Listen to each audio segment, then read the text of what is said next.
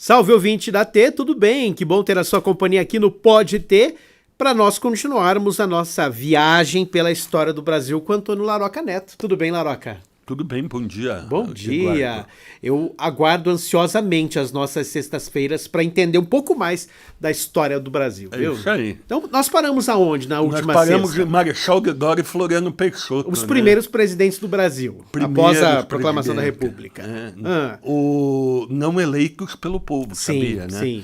Foi uma votação indireta.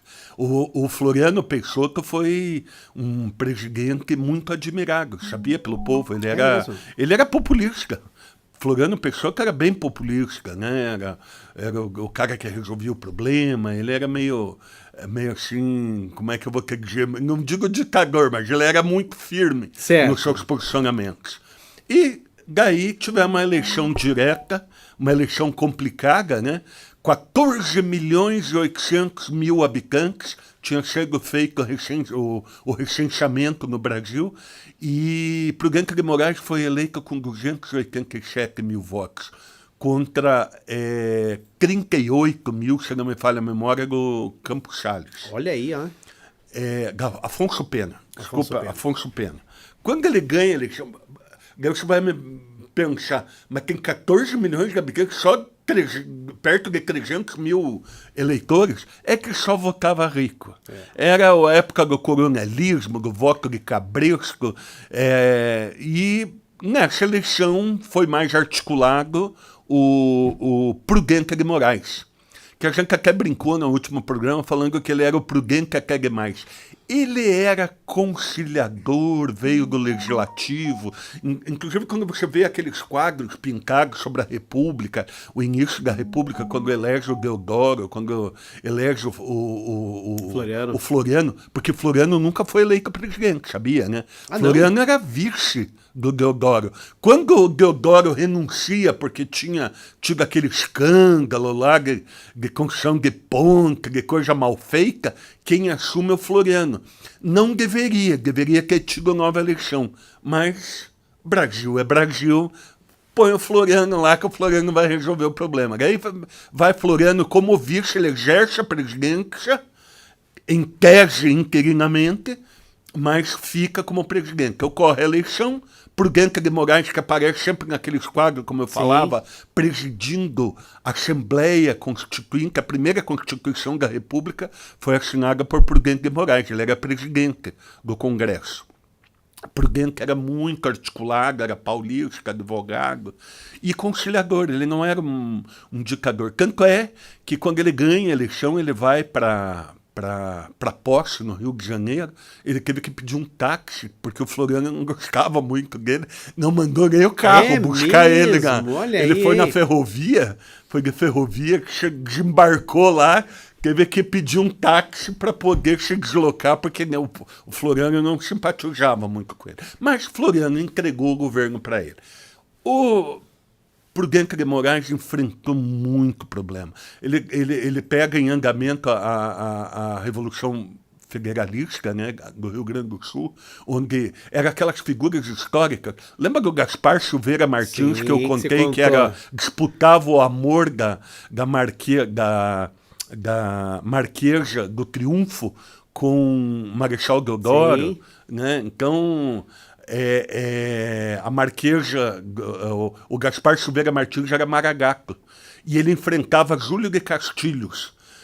Foi uma revolta, chamava-se Revolta da Degola, porque era tudo, não faziam prisioneiro, eles degolavam os prisioneiros.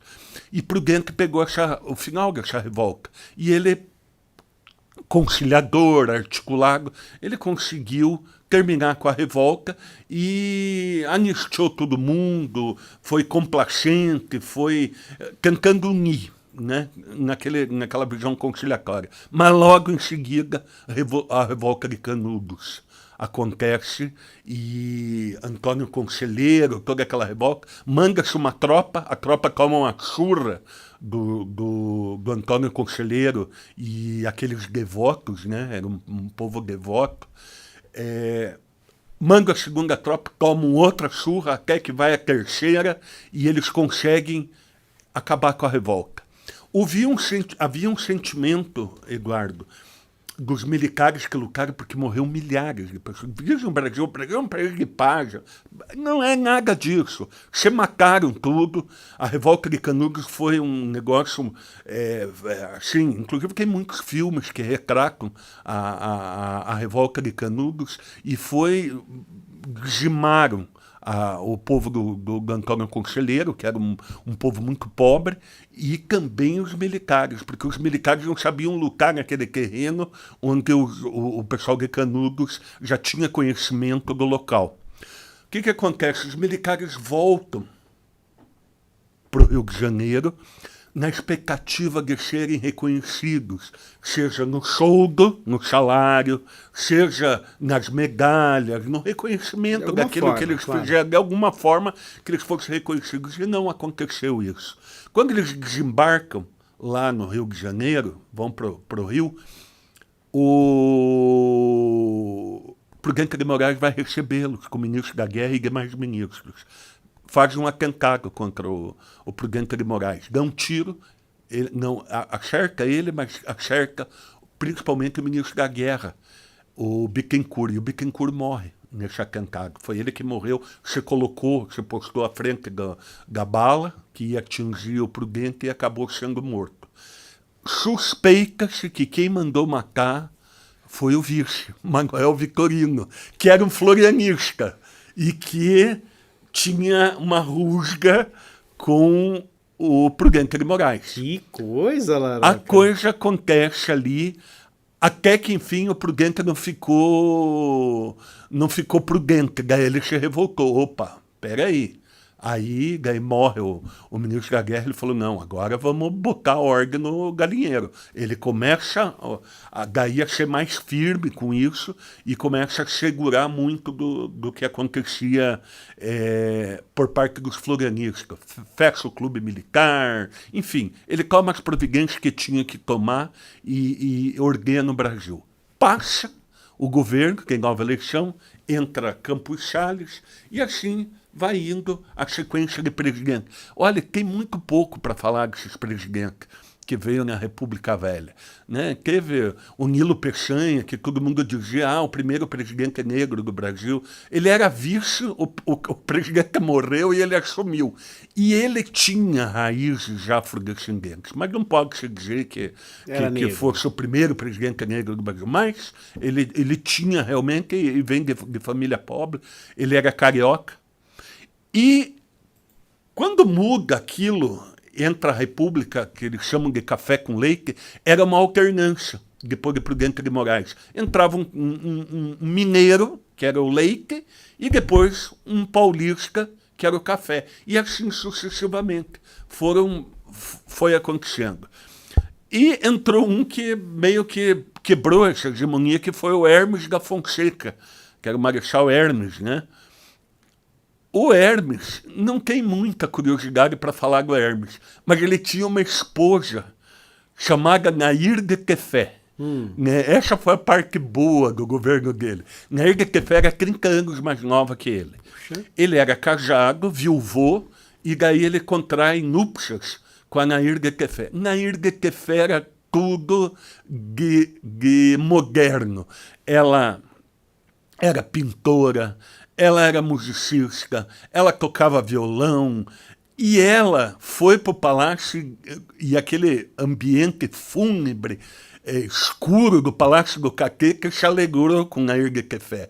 Ela tocava Chiquinha Gonzaga, o Abre Alas, que eu quero passar, e leva para dentro do Palácio do Caqueque, numa verdadeira afronta à sociedade da época, leva o violão.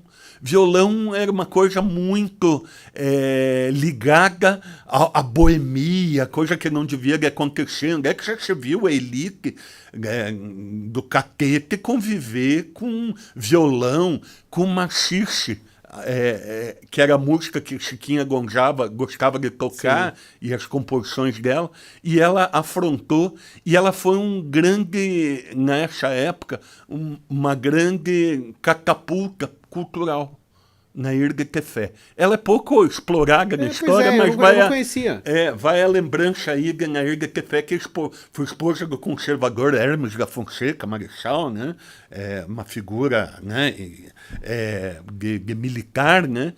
Mas ela vai para alegrar um pouco o Palácio do Catê e para fazer um pouco da parte da história, né? Que não é tão contada. Pois é. A partir dela, né, do Hermes da Fonseca, vieram outros presidentes, alguns ligados ao desenvolvimento ferroviário, daí veio outro com a característica, o próprio Nilo Peçanha, nosso afrodescendente, a escola técnica, começam a ter as escolas técnicas, né, e a coisa vai mudando, até a chegada daquele que eu não gosto, que é o Arthur Bernardes, que eu já falei aqui dele. Já falou. O Arthur Bernardes governou tudo em estado de sítio. Era um ditador, um cara que não queria o desenvolvimento, o que ele queria era governar do jeito dele. Não deixava participação popular. E o Arthur Bernardes passa, vem o Washington Luiz. Washington Luiz, paulista, um cara muito inteligente, teve até uns episódios de tiro, andou tomando um tiro, porque tinha uma namoradinha no Rio de Janeiro, fora do casamento. Olha, né? aí, hein? E a coisa meio que não ficou muito bonita para ele. Mas o Washington Luiz resolve quebrar a hegemonia da política do café com leite, dizendo... era para ser um mineiro, ele era paulista, o próximo queria ser um mineiro, e ele diz, não, vai o Júlio Prestes, que era paulista, vamos pôr o Júlio Prestes. Nós tivemos alguns episódios, porque quando acontece uma revolta popular, quando acontece uma movimentação popular, não é do dia para a noite, é uma transformação que ocorre ao longo do tempo. Nós já tínhamos tido a revolta dos 18 do Forte, que eram militares insatisfeitos. Tivemos, em 1922, a Coluna Press, no tempo do Arthur Bernardes, que correram pelo país, os novos militares eram os tenentes. Diz muito na Coluna Press, mas ali teve Manuel Costa, que foi o grande comandante que veio de São Paulo, o Luiz Carlos Prestes veio do Rio Grande do Sul, mas nominaram Coluna Prestes o Cavaleiro da Esperança, porque eles andaram pelo Brasil inteiro pregando o fim da República Velha, daquela coisa antiquada, daquilo que acontecia, a troca dos poderosos sem que o povo participasse. Então esse procedimento, esse processo de transformação vai acontecendo ao longo do tempo.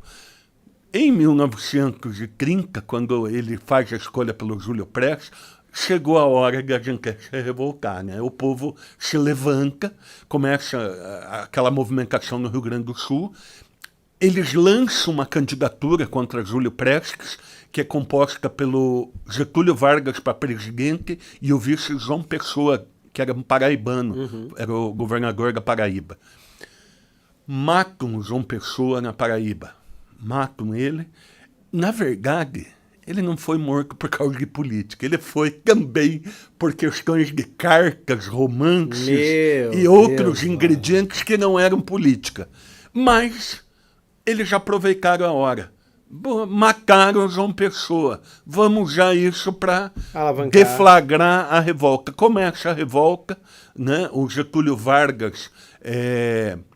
junto com Oswaldo Aranha, aquele mesmo que em 1948 faz a criação do Estado de Israel na ONU, né?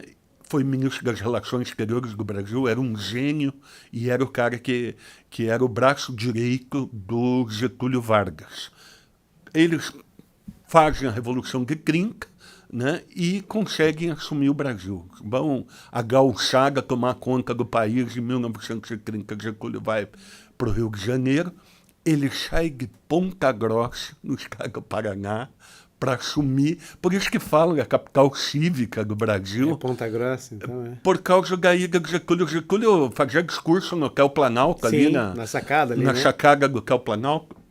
E ele ficou um tempo em Ponta Grossa por causa das ferrovias, né? A estrada de ferro e o transporte de tropas e tudo. O Getúlio se alojou em Ponta Grossa, no estado do Paraná. Getúlio assume. Eu não sei se ainda temos tempo. Não temos. Aí Mas vai eu ficar acho para que sexta-feira que vem, Mas porque a vamos- história da Revolução de 30 e até Getúlio, agora Agora a coisa vai pegar um pouquinho mais. Vai pegar um pouco mais. É, pois é. Mas vamos deixar. Volto a recomendar aquela mesma bibliografia que eu já tinha recomendado.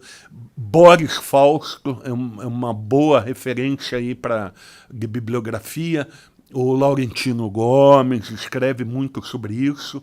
E o Raimundo Faoro, que também escreve muito a respeito da história do Brasil e principalmente dessa época. Tudo bem. Já estou ansioso pela próxima sexta para saber o que o Laroca vai contar de Getúlio Vargas e dessa história. Obrigado, Laroquinha. Bom final de semana. Isso aí. Obrigado a você. Até amanhã. Tchau.